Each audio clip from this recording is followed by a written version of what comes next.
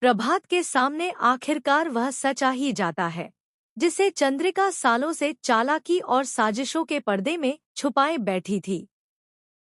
जिस चंद्रिका को सब घर की समझदार और संस्कारी महिला मानते थे, उसी चंद्रिका की असली सूरत अब प्रभात की आंखों के सामने बेनकाब हो जाती है।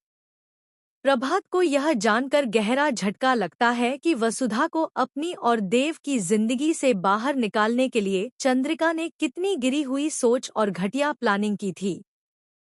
यह कोई छोटी चाल नहीं थी, बल्कि एक सोची समझी साजिश थी, जिसमें हर कदम बड़ी चालाकी से रखा गया था।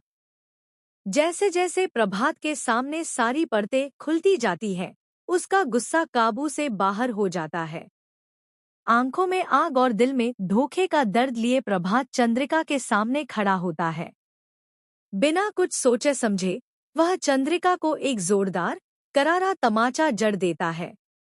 यह तमाचा सिर्फ गाल पर नहीं, बल्कि चंद्रिका के झूठ, उसकी चालाकी और उसके अहंकार पर पड़ता है। पूरे घर में सन्नाटा छा जाता है। किसी को यकीन नहीं होता कि जिस महिला को सब देवी मानते थे, उसी ने इतना बड़ा षड्यंत्र रचा था।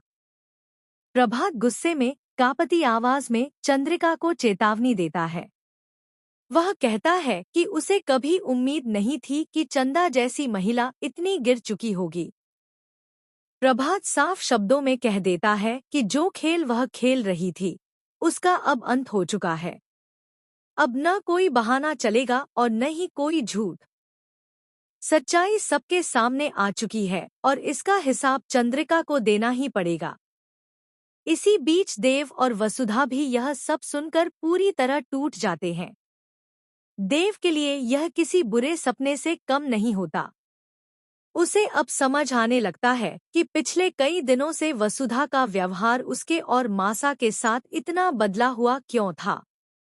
देव को याद आता है कि कैसे वसुधा उन मासा को देवी मानती थी, उनकी पूजा करती थी, लेकिन अचानक वही वसुधा उनसे दूरी बनाने लगी थी, उनसे रूखेपन से बात करने लगी थी।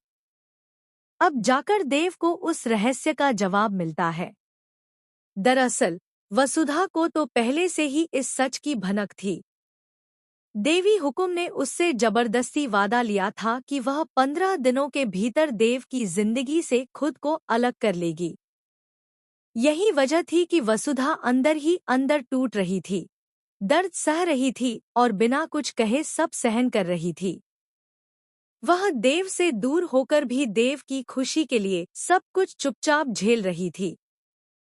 लेकिन